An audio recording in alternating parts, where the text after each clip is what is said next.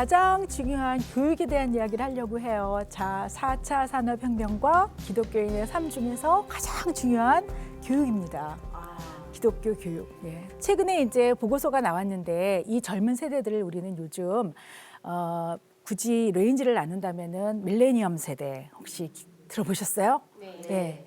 Y세대라고 얘기하죠. 예, Y세대, 밀레니엄 세대. 그래서 80년도에 태어나서 대략 한 95년도까지 태어난 애들을 이야기하고, 애들이라 그러면 좀 그렇다. 지금 30대가 됐을 텐데. 그 다음에 이제 얘네들은 또 이제 컸고요. 얘네보다 더 작은 애들. 그래서 우리가 Z세대라고 이야기를 합니다. Z, 마지막 Z. 그래서 얘네들은 이제 96년에서 한 2012년까지 태어난 애들. 그 다음에 또 나오겠죠? 또 나오겠는데 일단 이 사람들을 우리가 젊은 세대라고 이야기를 하는 거예요. 그래서 이제 이 보고서도 이 젊은 세대를 밀레니엄 세대하고 Z세대로만 한정을 했어요. 네, 저도 젊어요. 여러분도 젊으시죠? 다 젊습니다. 생각이 젊으면 다 젊은 거지 뭐.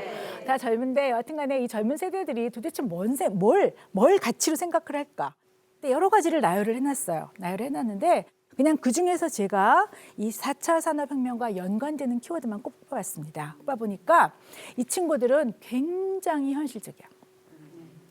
얘네들은 유튜브에 들어가서 막 다 검색하죠. 그래서 막 화장품이 어떻다 그러면 막 뷰티 사이트에 들어가가지고 막 누가 막 나쁘다, 막 계면 활성제가 많이 들었다고 절대 안 사, 그죠? 예, 바이오가 돼 있어야 되고, 그죠? 굉장히 똑똑해서 요즘은 그 의사결정권자들이 집안에서 가장이 아니고 10대랍니다. 가장 정보를 많이 갖고 있기 때문에 10대랍니다. 예.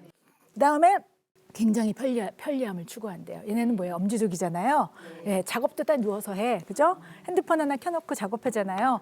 우리처럼 이렇게 책상에 꼭 앉아가지고 이렇게 정자하고 물은 여기다가 놓고 사전은 여기다가, 사전도 요즘 필요 없잖아. 놓고 이렇게 열심히 공부하던 그런 시절이 아니에요. 이제 애들이 그냥 누워서 공부하고 패드 갖다가 놓고 굉장히 편리함을 추구하는 친구들이에요. 예, 그리고 이 친구들은 소유 대신에 공유를 좋아한답니다. 예, 물론 소유할 수 없어서 그럴 수도 있어요. 집값이 많이 올랐죠. 예. 그리고 근데 요즘 아이들은 집값뿐만이 아니라 그게 이제 이 보고서에 나온 배경으로 보면 사실 이 학생들이 이 젊은 세대들이 자라는 시기 때 부모님들이 IMF 시대를 겪었어요. IMF 시대를 겪으면서 이렇게 순식간에 날아가는 걸 많이 본 거예요. 그래서 어디다 쟁겨뒀다가 날아가 버리면 끝나는데 이런 불안감이 있대요, 심리적으로. 그래서 이들은 공유를 좋아한답니다. 뭐든지 빌려 쓰고, 예, 빌려 쓰고 그때 쓰고, 그리고 굉장히 오랫동안 지속해서 또 물건을 사용하지도 않아요. 예. 그래서 이제 그런 것들이 많이, 앞에 페스트가 많이 붙죠. 그래서 예, 물품에. 그래서 이제 그런 친구들이래요. 그런 친구들이고 특히 중요한 거는 생계보다 참 돈도 벌어야 되는데 생계보다 뭐가 중요하냐면 나의 삶의 질. 예. 그래서 우리가 그거를 워라밸이라고 얘기를 하죠. 일과 삶의. 예. 워는 work. 예. 그다음에 라는 life. 말도 잘 만들어. 예. 그다음에 벨은 밸런스. 예. 그래서 그런 걸 좋아하는 애들이에요. 그래서 요즘 소확행이라는 용어도 참 많이 쓰죠. 소소한 데서 행복을 느낀다. 이러한 애들 어떻게 교육해나요?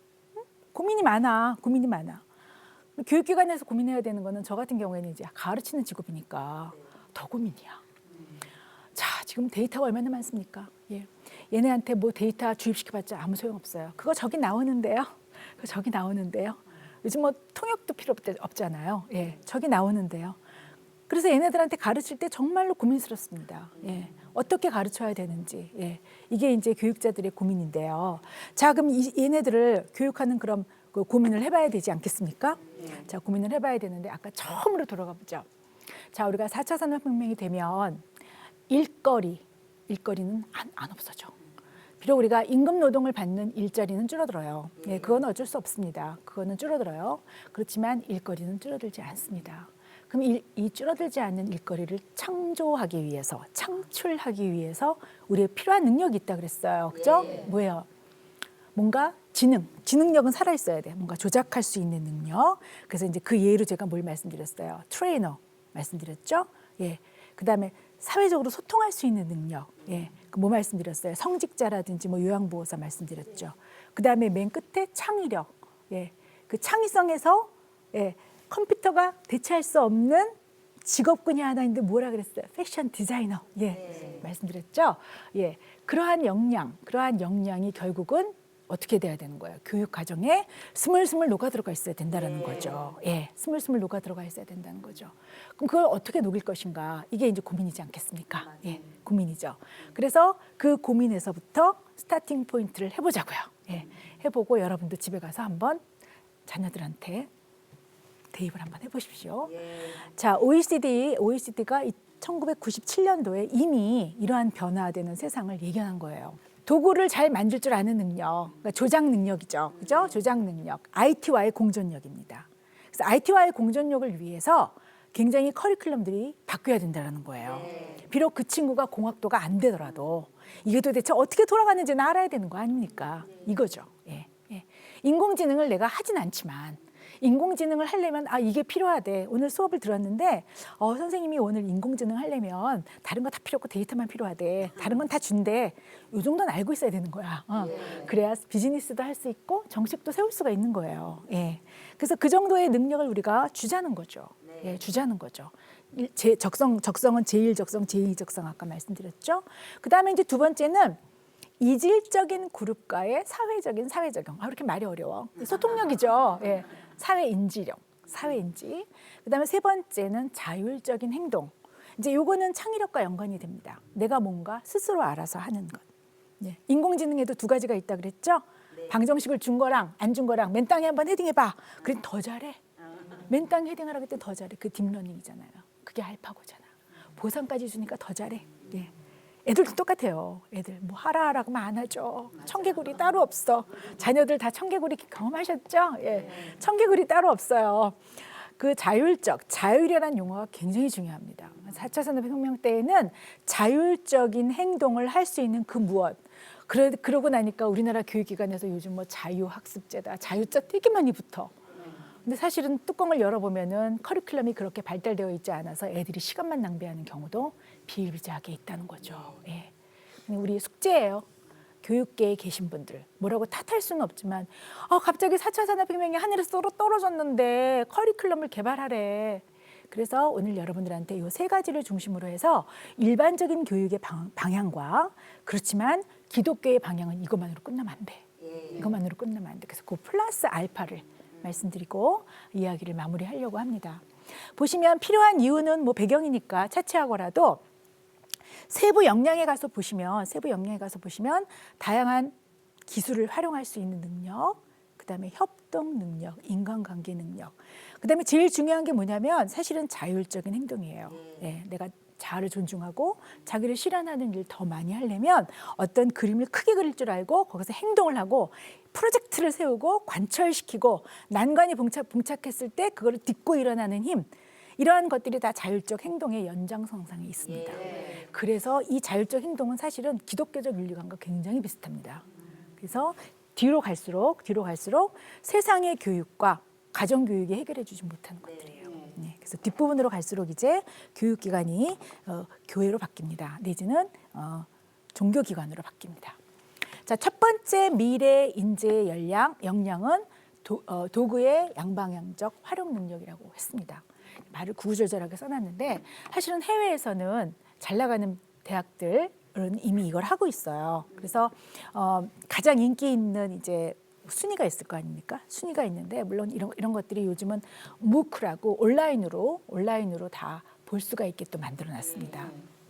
근데 그거는 이제 차치하고 여하튼 이런 것들을 하고 있는 데를 우리가 봐야 되잖아. 봐야 벤치마킹을 하죠. 하버드 대학교에서 이미 이런 수준별 맞춤형 실습 기반 컴퓨터 과학 입문 수업을 하고 있습니다. 그래서 마치 저처럼 이렇게 그냥 나와가지고 쉽게 그냥 쉬운 초등학생들이라고 생각을 하고 대학생들을 그 전공 불문이에요. 생각을 하고 코딩의 원리를 가르쳐주고 기술의 원리만 그냥 가르쳐주는 거야. 근데 거기서 좀 더 깊게 가고 싶은 애들한테는 그거를 숙제를 줘서 뭔가를 만들어 올 수 있게 만들어주는 거죠. 만들어 올 수 있게 만들어줘서 그 학생들이 뭐 발표도 하고요. 그 코딩을 직접 해봐가지고 대학교 때는 한 번쯤 할 수 있어요. 근데 이게 이제 일종의 코딩 같은 것도 숫자를 다루는 거라서 저도 대학교 때 통계학을 공부했습니다. 근데 안 하면 잊어먹어요. 근데 그 원리만 알고 있으면 되는 겁니다. 그래서 애들한테 그런 컴퓨터 공학적인 지능을 머리에 심어주자는 거예요. 지능을. 그래서 심어주자는 거고 그러한 차원에서 굉장히 발달된 수업이라고 이야기를 하고 있습니다. 그럼 한국엔 없냐? 한국에 트라이 하고 있어요. 우리가 그거를 융합 인재를 키우는 거라고 이야기를 하고 있고 저희 학교에서도 공개 강의로 그렇게 하고 있어요. 근데 학생들이 많이 오지는 않습니다. 저의 경험을 하나 말씀드릴게요. 제가 이제 이 전공 쪽에 저는 오랜 기간 동안에 기업에서 정보통신 기업에서 일을 했습니다. 또 금융기업에서도 일을 했어요. 그래서 저의 이 산업에서 일한 경력이 한 25년 됩니다. 예, 그리고 이제 대학으로 왔는데요. 그 사이에 제가 잠깐 융복합학과, 그러니까 제가 정보통신 쪽에 있었기 때문에 융복합학과의 대학원에서 잠깐 애들을 지도한 적이 있어요. 한 1년 정도 머물러 있었는데 그때 이제 그 대학원 이름을 이야기하면 안 되니까 여러분 혹시 관심 있으시면 제가 끝나고 말씀드릴게요. 지금 잘 나가고 있습니다. 근데 거기서는 15명밖에 안 뽑아. 국가에서 이제 그런 어떤 프로젝트를 준 거예요. 그래서 100% 장학금으로 하고 있는데 전공 학생들의 전공이 다 달라요.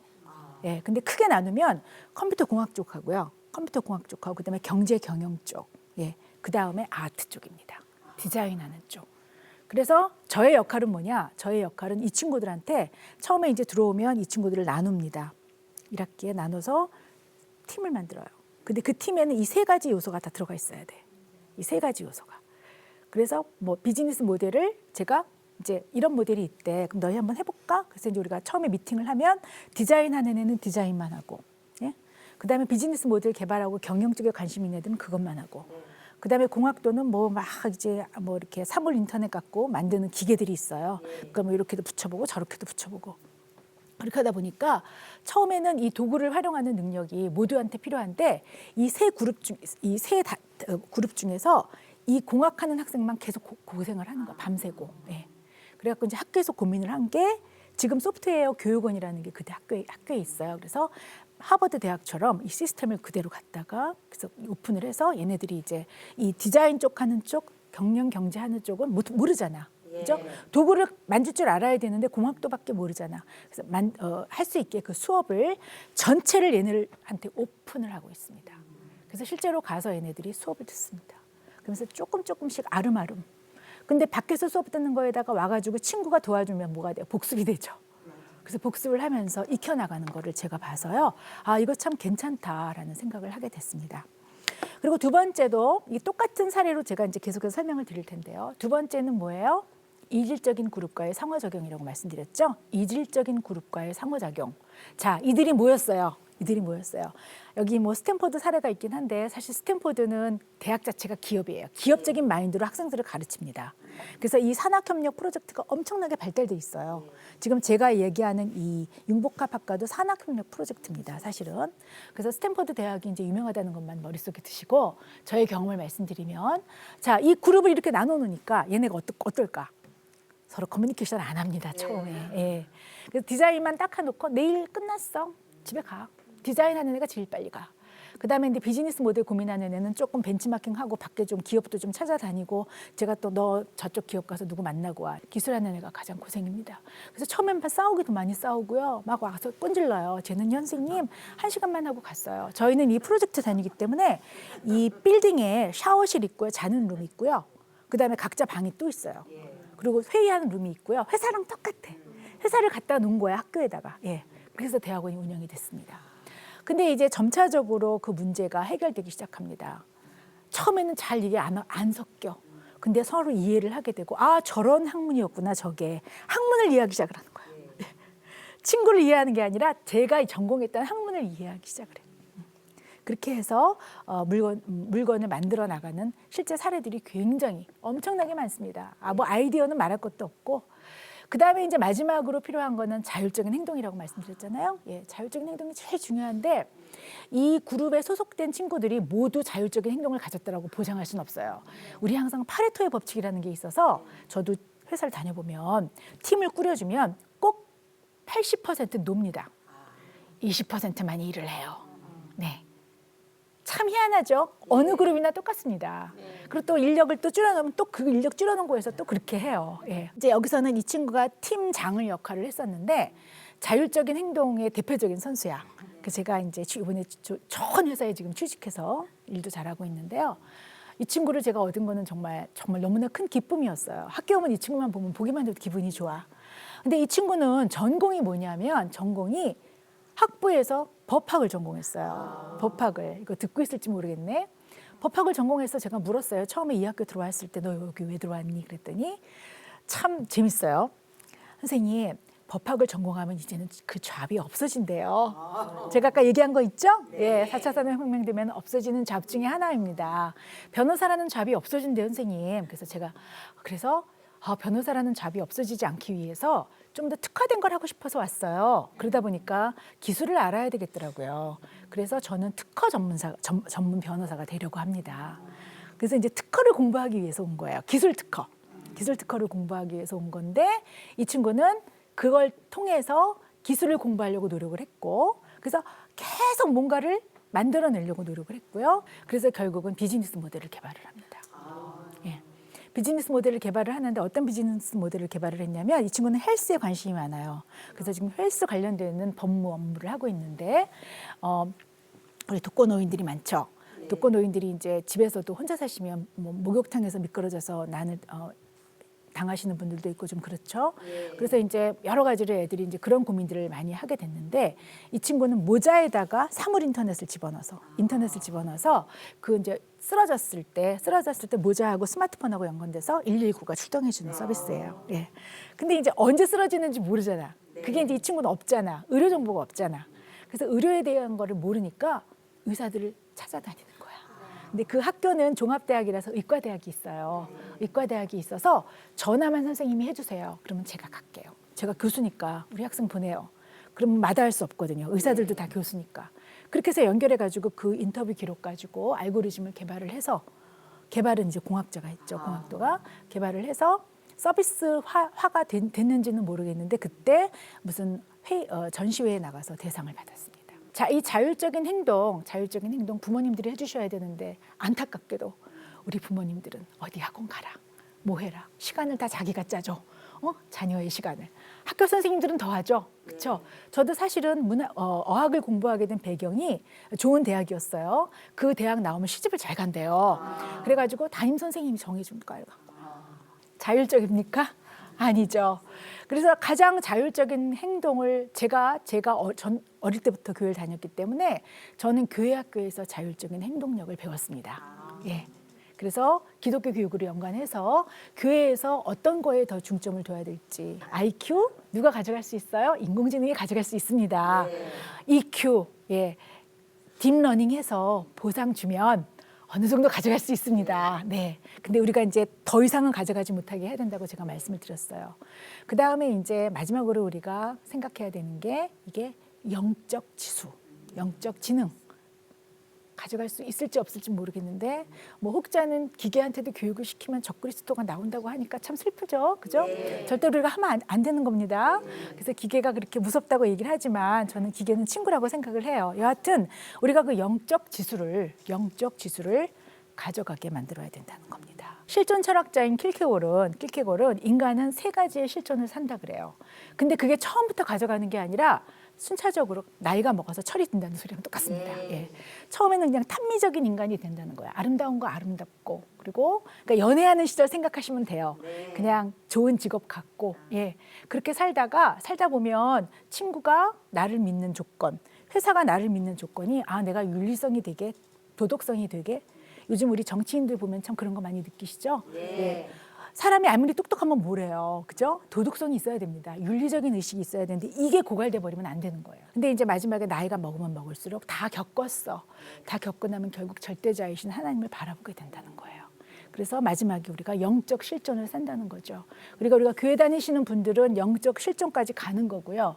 교회를 안 다니시는 분들은 탐미적인 실존과 윤리적 실존에서 인생이 끝나버린다는 얘기입니다. 진짜로 기계가 할 수 없는 능력은 뭐냐? 영적 지수의 개발입니다. 그 영적 지수의 개발을 우리가 고민해 봐야 된다라는 겁니다. 예.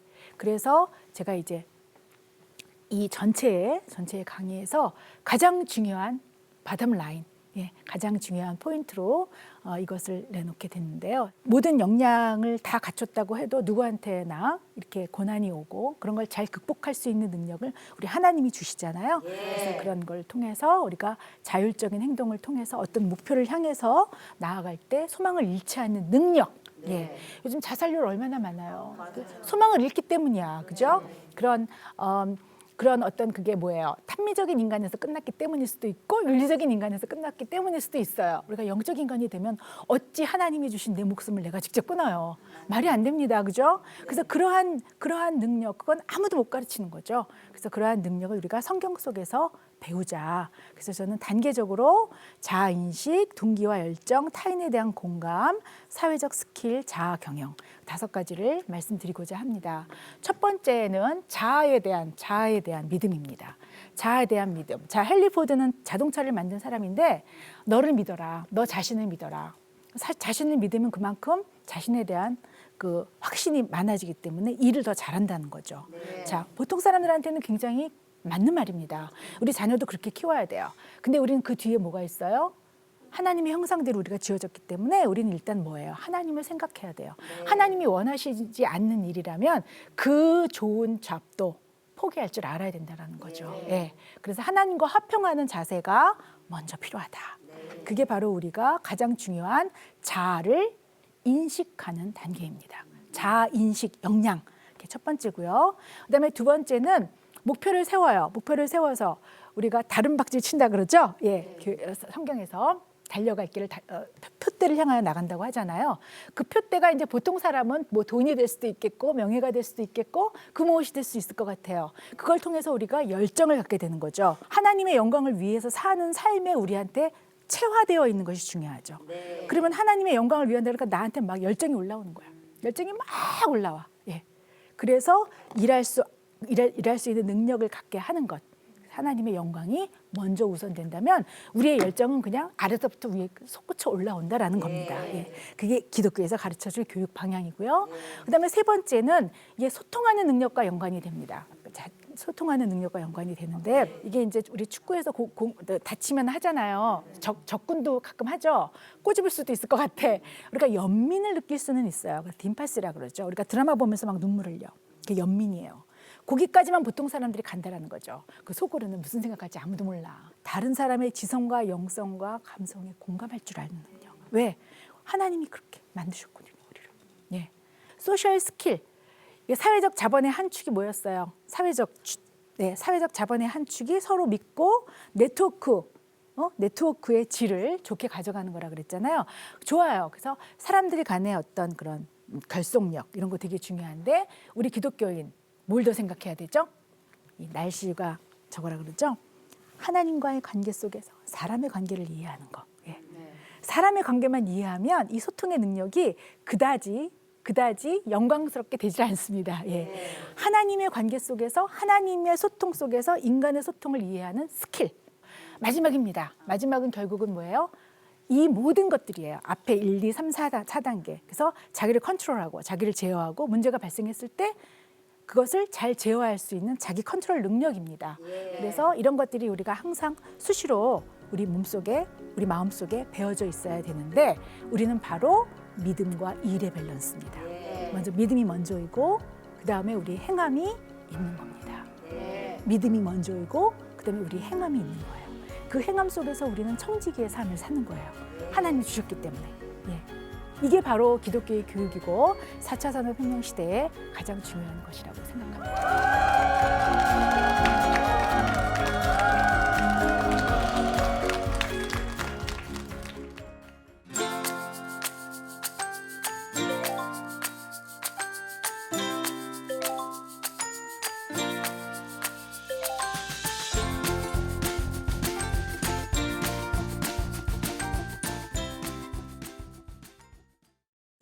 이 프로그램은 CTS 방송가족의 사랑과 후원으로 제작되었습니다. 후원 전화 02-6333-1003번, ARS 060-808-1004번으로 전화주세요.